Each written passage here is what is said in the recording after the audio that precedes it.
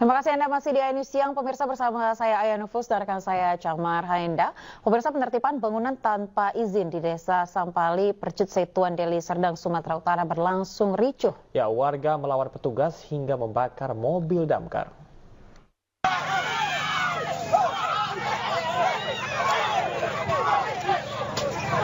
Adu mulut, saling dorong dan saling pukul terjadi antara petugas dan warga yang menolak penggusuran.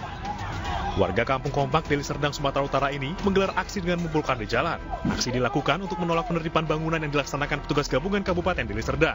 Warga di lokasi mencoba memblokade alat berat yang diturunkan untuk menggusur bangunan.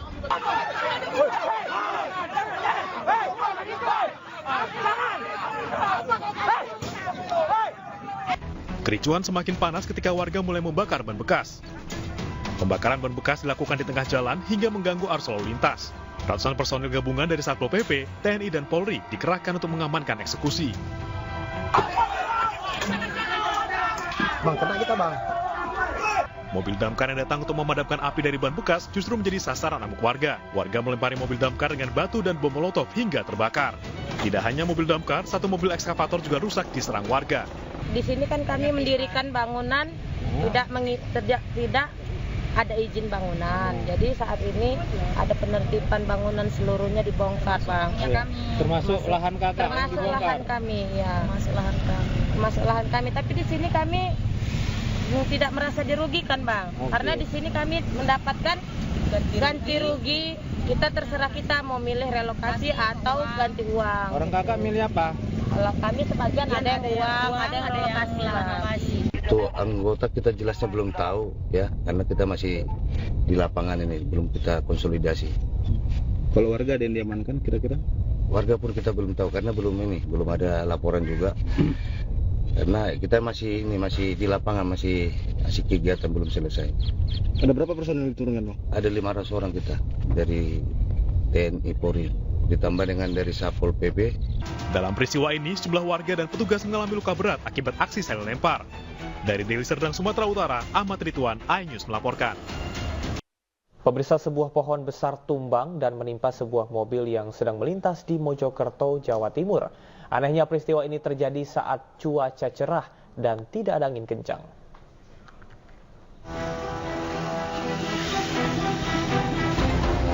Sebuah pohon besar tumbang di Jalan Raya Surodinawan, Kecamatan Prajurit Kulon, Kota Mojokerto, Jawa Timur.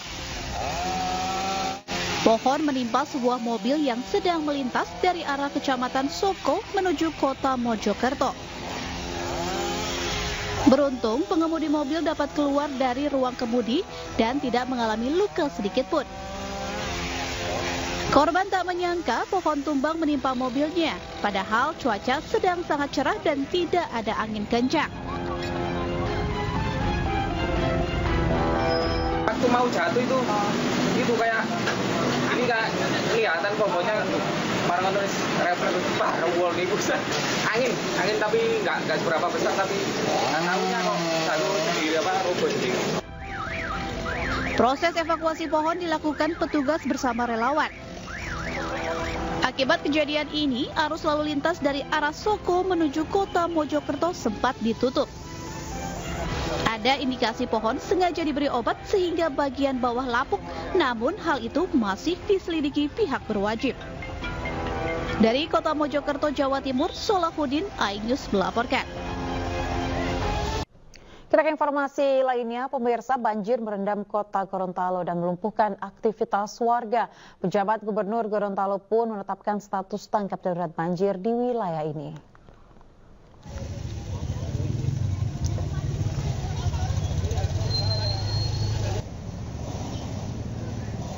Intensitas hujan yang tinggi di wilayah Gorontalo kini membuat air Sungai Bulango, Bone, dan Danau Limboto meluap. Akibatnya sejumlah wilayah terendam banjir. Dari 9 kecamatan di kota Gorontalo, 6 kecamatan telah direndam banjir. Di antaranya kecamatan Kota Selatan, Kota Tengah, Dumboraya, Tungginggi, Kota Timur, dan Kota Barat. Akibatnya akses lalu lintas dan perekonomian hampir 80% lumpuh. Hingga kini sebanyak 1.669 kepala keluarga atau 12.487 jiwa terdampak banjir. Penjabat Gubernur Gorontalo Rudi Salahuddin pun akhirnya mengumumkan status tanggap darurat banjir di wilayah Gorontalo. Pertama, kami di Provinsi Gorontalo sudah menetapkan status tanggap darurat banjir di wilayah Provinsi Gorontalo. Penetapan ini menjadi penting agar semua OPD dan juga pemerintah daerah di kabupaten kota bisa maksimal dalam mengeluarkan sumber daya yang ada untuk penanganan korban banjir. Pemprov Gorontalo juga terus berkoordinasi dengan pihak terkait untuk menyediakan lokasi pengungsian. Rencananya korban banjir akan ditetapkan di gedung sekolah dan aula. Dari kota Gorontalo, Provinsi Gorontalo, Faradila Alim, Nur Faizi, Lahasan, iNews melaporkan. Pemirsa, kuasa hukum 7 narapidana kasus pembunuhan Vina dan Eki akan menjadikan hasil pra-peradilan Peggy Setiawan sebagai bukti baru atau novum. Hal itu terkait dengan peninjauan kembali yang akan dilayangkan ke Mahkamah Agung.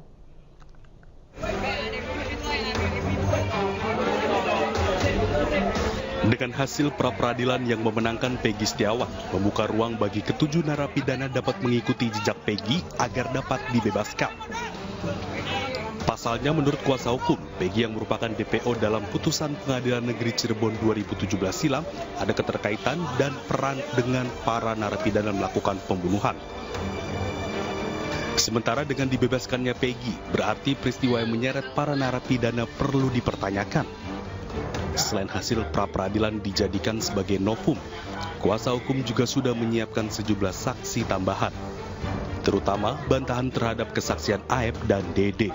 Sangat mungkin untuk sebagai salah satu novum kita, tapi kita berpikir bahwa di dalam mengajukan PK ini kita tidak boleh spekulatif, kita harus yakin dan kita harus benar-benar bisa menemukan novum untuk meyakinkan Mahkamah Agung pada saat kita ajukan PK ini. Pihaknya berharap kasus ini segera terungkap sepenuhnya sehingga ada titik terang dan memberi keadilan bagi korban dan para pelaku yang bersalah. Dari Cirebon, Jawa Barat, Miftahudin, iNews melaporkan. Pemirsa, 8 tahun berlalu, kasus Vina dinilai buram oleh keluarganya korban. Keluarga yang sempat mendengar cerita dari penyidikan, jika ada chat soal perencanaan pembunuhan, meminta chatting Vina, Eki, dan 8 terpidana dibuka untuk membuat terang kasus ini. 8 tahun berlalu, kasus Vina hingga kini dinilai masih buram oleh keluarganya. Bahkan kakak Vina, Marliana, menceritakan bahwa tidak ada transparansi dalam kasus Vina. Marliana menyebutkan bahwa ayah Eki, Ibtu Rudiana bersama anggotanya kala itu pernah bercerita perihal HP milik para terpidana. Marliana sempat mendengar cerita jika ayah Eki membuka chat para terpidana yang berisi rencana pembunuhan. Dari isi percakapan itu, Rudiana meyakini bahwa para terpidana telah sengaja dan berniat melakukan pembunuhan terhadap Vina dan Eki. Namun, Marliana tidak pernah ditunjukkan langsung isi percakapan para terpidana itu. Nggak ada kontak yang lain. Dan BBM pun, saat itu kan adanya BBM ya. BBM itu cuma ada satu chattingan. Dan chattingannya juga hanya kayak chattingan baru 2 harian. Jadi kalau chattingan juga sedikitnya kayak udah ada yang hapus juga gitu. Nomor kontak juga kayak udah ada yang hapus gitu kan. Nah terus di tangan saya itu sekitar 2 hari apa 3 hari barulah diambil buat BB katanya. Marliana menyayangkan seluruh bukti HP milik Vina, HP milik Eki, dan seluruh HP milik terpidana dan juga CCTV tidak pernah dibuka di ruang persidangan. Padahal, alat bukti itu dinilai dapat membuat kasus 8 tahun lalu ini lebih terbuka dan terang benderang. Dari Cirebon, Jawa Barat, Toy Iskandar, iNews melaporkan. Pemirsa, bebasnya Peggy Setiawan usai sidang pra-peradilan mendapat tanggapan pengacara kondang Hotman Paris Hutapea. Menurutnya Peggy bisa kembali ditahan karena proses hukumnya belum selesai. Pencerahan hukum kepada masyarakat, khususnya Berbicara melalui media sosialnya, pengacara kondang Hotman Paris Hutapea menilai Peggy Setiawan berpotensi kembali ditahan Polda Jawa Barat pada kasus pembunuhan Vina dan Eki. Menurut Hotman, proses kasus tersebut belum tuntas. Ini lantaran pra-peradilan hanya soal teknis prosedural hukum acara. Kemungkinan Peggy Setiawan akan kembali diperiksa oleh penyidik sesuai hukum acara pidana. memang benar Peggy bebas, tapi bebasnya itu bebas perkara pra-peradilan. Artinya belum bebas dari pokok perkara. Perkara pra-peradilan itu hanya soal teknis prosedural hukum acara yang menurut majelis hakim Peggy belum diperiksa sebagai calon tersangka atau saksi, sudah langsung ditetapkan sebagai tersangka. Hotman meminta masyarakat dapat memahami jika Peggy Setiawan belum bebas sepenuhnya. Ia juga mengingatkan agar Peggy tidak berlebihan merayakan kebebasannya usai sidang pra-peradilan lalu. Karena jika ia dipanggil kembali oleh penyidik sebagai saksi, tidak menutup kemungkinan akan kembali menjadi tersangka dan ditahan. Tim Liputan iNews melaporkan.